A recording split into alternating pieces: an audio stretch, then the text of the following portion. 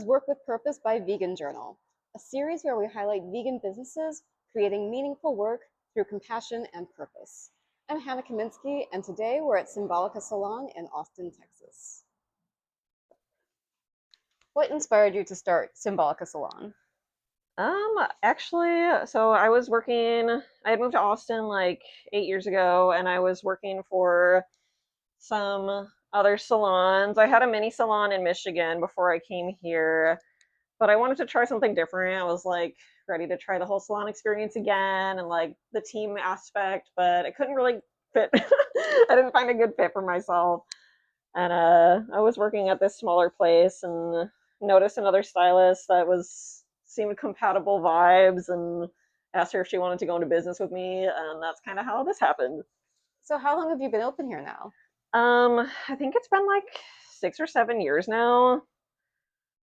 Kind of Very crazy. It cool. goes by Yeah, fast. Yeah. time I flies. know. I started doing this business when I had been in Austin for less than a year. So I was very much still like building my books when I opened this shop. It was very difficult, but so worth it because, yeah, being independent is awesome. The struggle is real, but it is worth it. So, to that end, is there anything about being a vegan salon that makes it more challenging?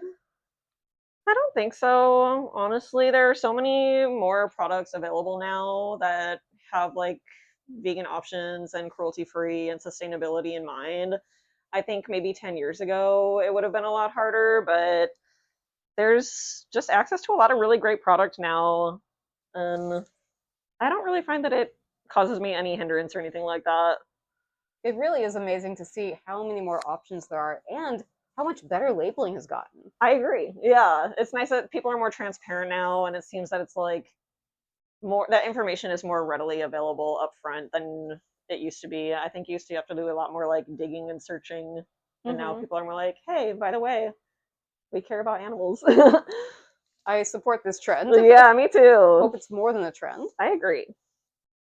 So, how do you balance your creativity and the day to day need to run a business?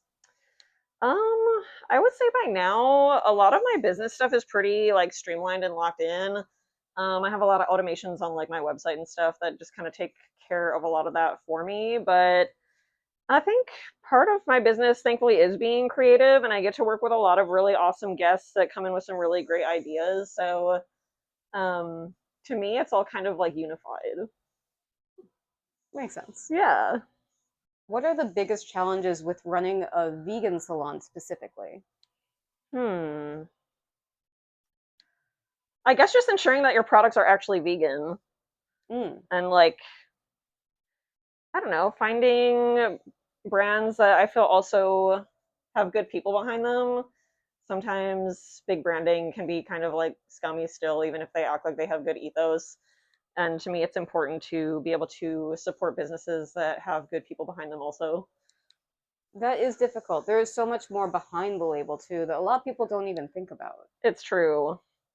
But I think, I don't know, in this day too, people want to support businesses that like also have compassionate humans behind them, and I think there's more ability to communicate when people find out a business can be scummy.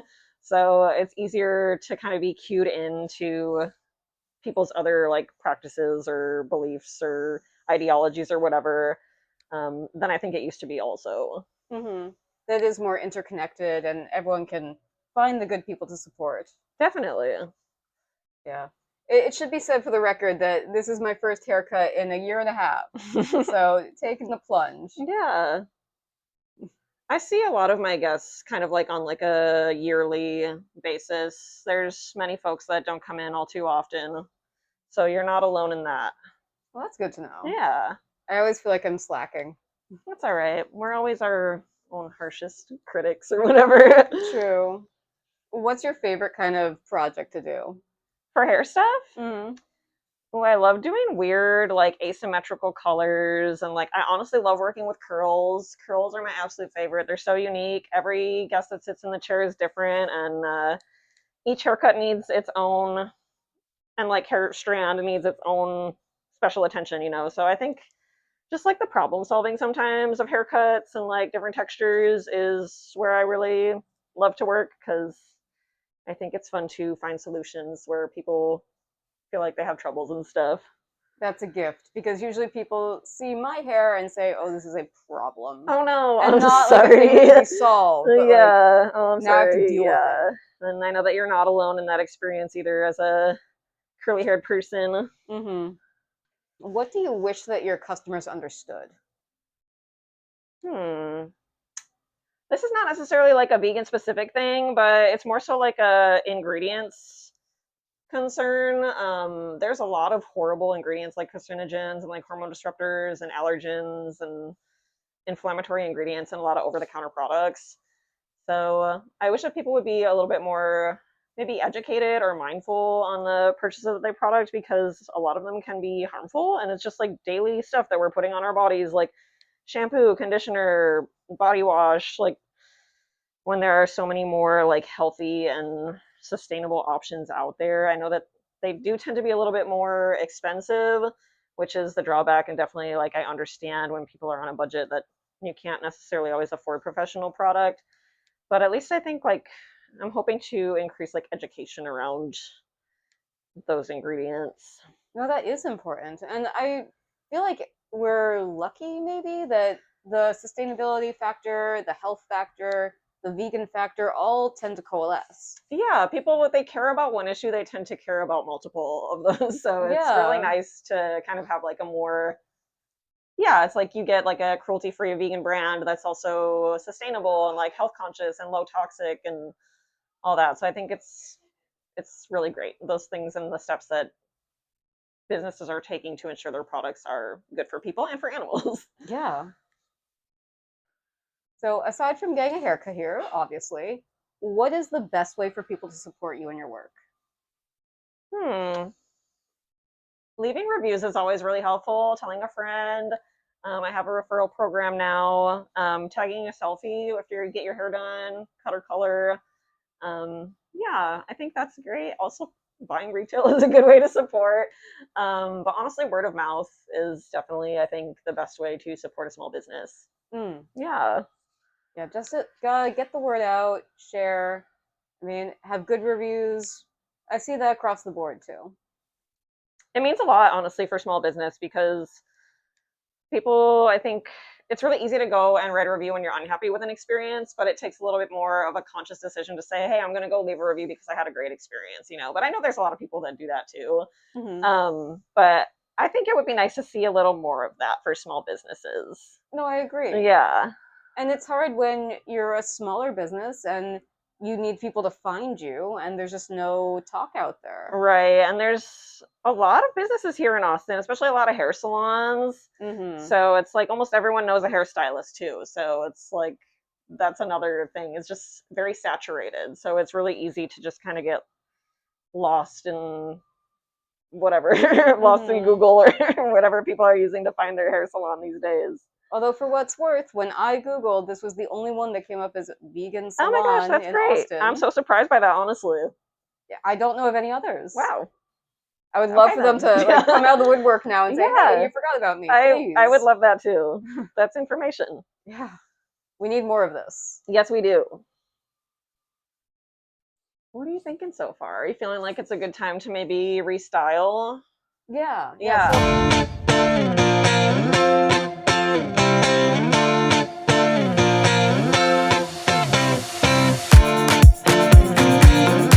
So I'm just gonna go ahead and layer. This is called Shapeshifter. It's by Original Moxie. mhm. This is a moisturizing cream. So its purpose is just to hydrate your hair, cut down on frizz, and enhance curl pattern. And then I'm going to use the Hold Up, also by Original Moxie. This is a woman-owned business from Ypsilanti, Michigan. I used to work with them directly, and they are awesome. Oh, that's so Yeah. wonderful.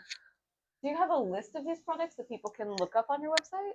Yeah, everything's listed on our homepage. All the products we have in the shop are listed on the homepage. Not like each product specifically, but each brand that we work with. Oh, that's great. Yeah. This is a tough one, but what advice would you give to people looking to get into haircutting, running a salon, and maintaining it as an ethical vegan?